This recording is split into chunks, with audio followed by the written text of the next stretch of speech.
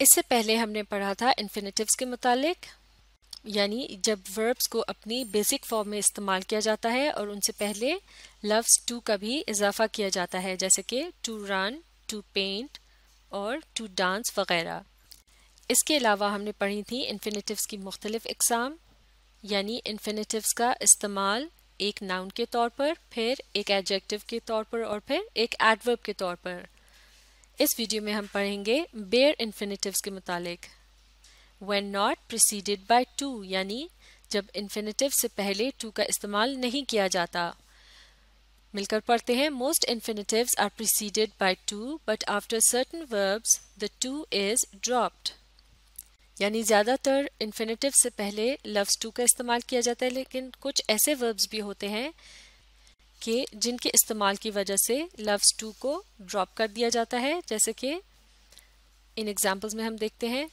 यानी जब इन्फिनेटिव या फिर वर्ब की बेसिक फॉर्म में कोई लफ्ज़ जब होता है और वो इस किस्म के वर्ब्स के बाद आता है जुमले में, यानी इस किस्म के वर्ब्स को फॉलो करता है, जैसे कि हैं can, could, may, might, must, shall, should, will या फिर वुड, यानी मॉडल वर्ब्स।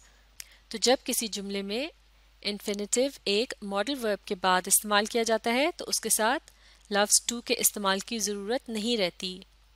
जैसे कि हम यूं तो कह सकते हैं कैन थिंक या कुड थिंक या मे थिंक, लेकिन हम ऐसे नहीं कहेंगे कि कैन टू थिंक या कुड टू थिंक या फिर मे टू थिंक, ये दुरुस्त नहीं होगा। तो जब मॉडल वर्ब्स का इस्तेमाल किया जाता है इन्फिनेटिव के साथ तो लफ्ज़ टू को ड्रॉप कर देते हैं। जैसे कि इस एग्जाम्पल में दिखाया गया है you must take a break. तो इस जुमले में क्या कहा जा रहा है? आपको ब्रेक ज़रूर लेनी चाहिए। तो इस जुमले में मस्ट का लफ्ज़ क्या है? यह है मॉडल वर्ब, जबकि टेक है इन्फिनेटिव फॉर्म विदाउट टू। तो जब इन्फिनेटिव को लफ्ज़ टू के बगैर इस्तेमाल किया जाता है तो ये क्या कहलाया जाता है? Bare infinitive. अब बेयर इन्फिनेटिव्स की कुछ और एग्जाम्पल्स देखते हैं इन जुमलों की मदद से। ही शुड गो होम, यानी उसे घर चले जाना चाहिए। इस जुमले में शुड है मॉडल वर्ब और इसके बाद आ रहा है गो इन्फिनेटिव, जो कि लफ्ज़ टू के बगैर इस्तेमाल किया गया है, तो ये है बेयर इन्फिनेटिव। तो इसलिए इस जुमले में टू गो की जगह सिर्फ गो का इस्तेमाल किया गया है। इसी तरह से अगली एग्जाम्पल है they might finish bye Wednesday. तो यहाँ भी माइट के इस्तेमाल की वजह से टू फिनिश की जगह सिर्फ लफ्ज़ फिनिश इस्तेमाल किया गया है। They might finish bye Wednesday, यानी शायद वो बुध तक ख़त्म कर लें। आगे पढ़ते हैं। Bare infinitives also follow other verbs. Bare infinitives का दूसरी किस्म के वर्ब्स के बाद भी इस्तेमाल जुमले में आ सकता है। The main ones are feel, hear, help, let, make, see and watch. यानी मॉडल वर्ब्स के अलावा अगर इस किस्म के वर्ब्स का इस्तेमाल जुमले में पाए जाए, जैसे कि feel, hear, help, let, make, see और वॉच वगैरह, तो इनके बाद भी जो इन्फिनेटिव इस्तेमाल किया जाएगा उसे लफ्ज़ टू के बगैर इस्तेमाल किया जाएगा।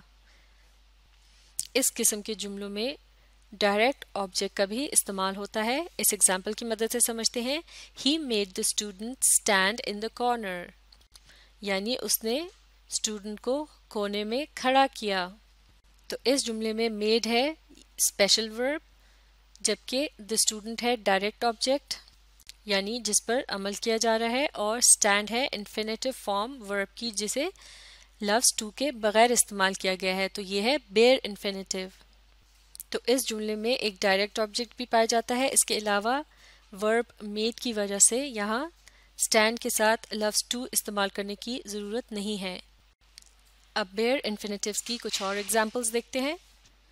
Mark helped his friend finish, यानी मार्क ने अपने दोस्त की ख़त्म करने में मदद की। तो इस जुमले में स्पेशल वर्ब हेल्प्ड है, जबकि डायरेक्ट ऑब्जेक्ट क्या है? Friend, his friend. और बेयर इन्फिनेटिव है फिनिश, जिसे लफ्ज़ टू के बगैर इस जुमले में इस्तेमाल किया जा रहा है। अगली example, I watch them bake the bread. Bread से मुराद रोटी या डबल रोटी हो सकती है। तो इस जुमले में कहा जा रहा है कि मैंने उन्हें ब्रेड बनाते हुए देखा। तो इस जुमले में स्पेशल वर्ब है वॉच्ड और डायरेक्ट ऑब्जेक्ट है देम। आई वॉच्ड देम यानी मैंने देखा उन्हें।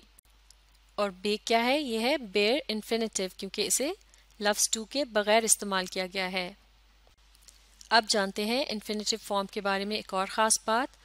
Use the infinitive form as a name for a verb, यानी माफ़ कीजिएगा, use of the infinitive form as a name for a verb, यानी इन्फिनेटिव फॉर्म को बाज़ औक़ात वर्ब के लेबल या नेम टैग के तौर पर भी इस्तेमाल किया जाता है।